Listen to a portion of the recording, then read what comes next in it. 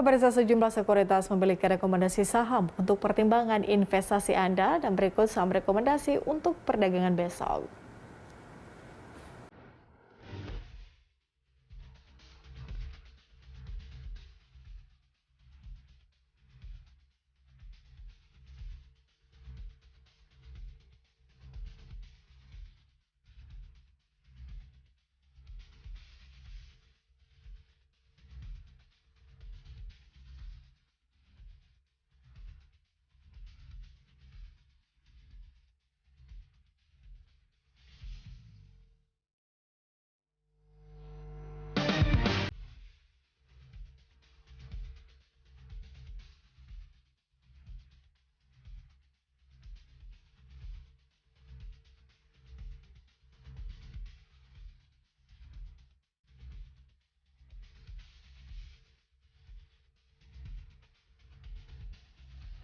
Pemirsa, perdagangan saham di Bursa Efek Indonesia baru saja ditutup. Kita akan membahasnya bersama analis dari Infovesta Capital Advisory. IHSG rebound ditutup menguat ke level 6.680. Untuk membahas bagaimana arah indeks harga saham gabungan, kita telah terhubung dengan Praska Putrantio, analis Infovesta Capital Advisory. Selamat sore, Pak Praska. Ya, selamat sore. Baik, Pak Praska, melihat pergerakan indeks kita, nampaknya tadi di sesi 1 mengalami pelemahan 1,73 poin ya, atau 0,03%. Kemudian berhasil rebound meskipun mungkin bisa dikatakan tipis 0,08% di sesi kedua hari ini. Ditutup di zona hijau begitu. Bagaimana analisa Anda begitu teknikal maupun juga fundamental? Ya, untuk pergerakan IHSG kita ya di hari ini bisa dikatakan cukup fluktuasi sekali ya, dengan penguatan di sesi kedua ini cukup tipis 0,08%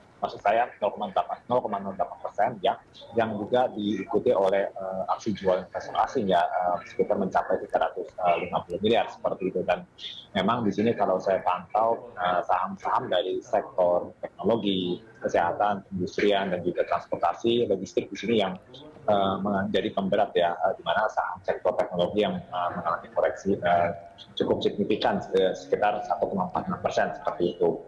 Dan kalau kita lihat memang pergerakan bursa kita juga terjadi di tengah pergerakan bursa regional yang relatif mix ya, beragam di tengah keputusan dari Bank Sentral New Zealand yang melakukan kenaikan suku bunga ya, sehingga memicu koreksi pada sejumlah saham di bursa Asia seperti itu.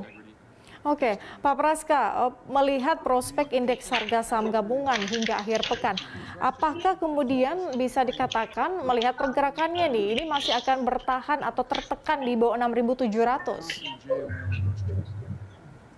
Ya, kalau kita secara range hingga akhir pekan memang tampaknya IHSG masih berat ya, tertekan di bawah level 6.700 pasca kemarin sudah mencetak rekor tertinggi yang tentu saja hal ini ditenggarai oleh beberapa hal seperti kenaikan inflasi di Amerika Serikat, dan ini juga memicu kenaikan imbal hasil di obligasi 10 tahun yang sudah menembus ya di level 1,6%. Di samping itu juga kalau saya lihat penguatan indeks suara AS sudah menyentuh level 96, artinya memang kekhawatiran terhadap rencana kenaikan suku bunga acuan ya, yang lebih dekat lagi ini bisa menjadi antisipasi investor, ditambah juga dengan penunjukan dari Presiden Amerika Serikat Joe Biden terhadap Gubernur The Fed ya, Jerome Powell untuk masa keduanya sebagai pemimpin sentral, yang dimana itu akan semakin mempertegas potensi pengetatan lebih lanjut ya terhadap kebijakan moneter, yang mana saat ini kan sudah relatif longgar dan sudah mulai dilakukan pengetatan via tapering yang sudah terjadi di November ini. Seperti itu, dan memang ya aksi investor asing juga mencatatkan net surplus sekarang dengan akumulasi sekitar sepekan dalam catatan sudah mencapai 500 miliar. Ini juga menjadi indikasi berat IHSG. Oke, Bank Indonesia sendiri kemudian mengatakan akan melanjutkan kebijakan moneter bisa dikatakan soft begitu ya, atau masih longgar, dan melihat bagaimana perkembangan secara global. Pengaruhnya bagi indeks kita akan seperti apa nantinya? Ya, kalau kita lihat sebenarnya kebijakan Ya, oke, baik. Dengan kebijakan tersebut yang di mana suku bunga masih dipertahankan di 3,5% untuk suku bunga BI 7 days repo rate, yang juga memang berimplikasi pada suku bunga LPS juga masih di tekanan sama, ini terus saja membuat bursa kita cenderung relatif wait and see ya. Memang itu juga agak sedikit berdampak pada bursa kita. Kenapa? Karena kita melihat perkembangannya pada nilai tukar ya. Dalam hal nilai tukar kembali malah Mas saat ini kan sudah kembali mewah di atas 14.200 setelah sebelumnya masih berada di bawah 14.200 seperti itu. Jika rupiah makin melemah ya, ini akan menimbulkan spekulasi bahwa suku bunga acuan dimungkinkan akan coba disesuaikan di tahun depan seiring dengan rencana dan bagaimana laju inflasi di Amerika Serikat yang bisa memicu percepatan kenaikan suku bunga sentral Amerika Serikat. Kalau lihat perkembangan di sesi 1, Pak Praska, saham transportasi dan juga logistik mengalami pelemahan setelah sebelumnya positif. Apa yang kemudian menjadi pemicunya? Bagaimana prospeknya ke depan?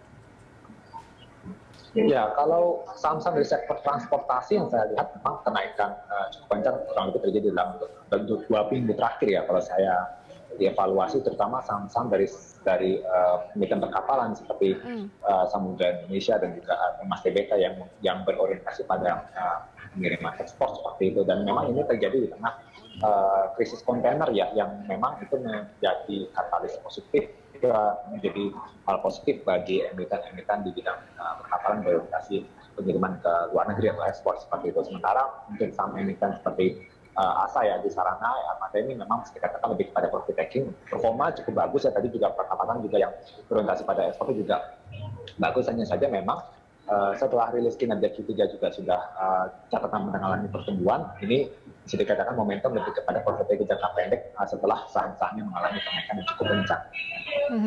Oke, kalau terkait dengan investor asing, di sesi 1 tercatat net buy-nya lebih dari 700 miliar rupiah. Ini prospeknya sendiri akan seperti apa, Pak Praska, terkait dengan investor asing ini, dengan melihat sejumlah sentimen yang tadi sempat Anda sebutkan juga terkait dengan obligasi Amerika Serikat dan juga The Fed.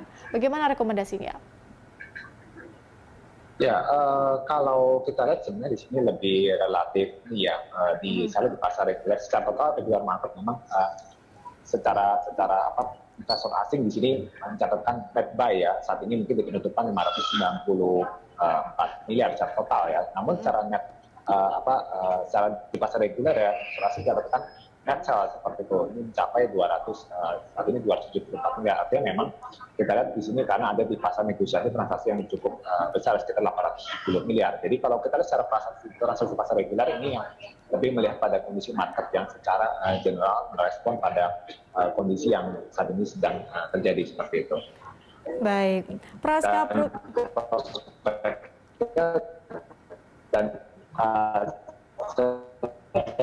Baik, pemirsa, nampaknya kami mengalami gangguan komunikasi dengan Pak Praska. Baik, Pak Praska Putranto, analis Infovesta Capital Advisory, terima kasih sudah bergabung bersama dengan kami.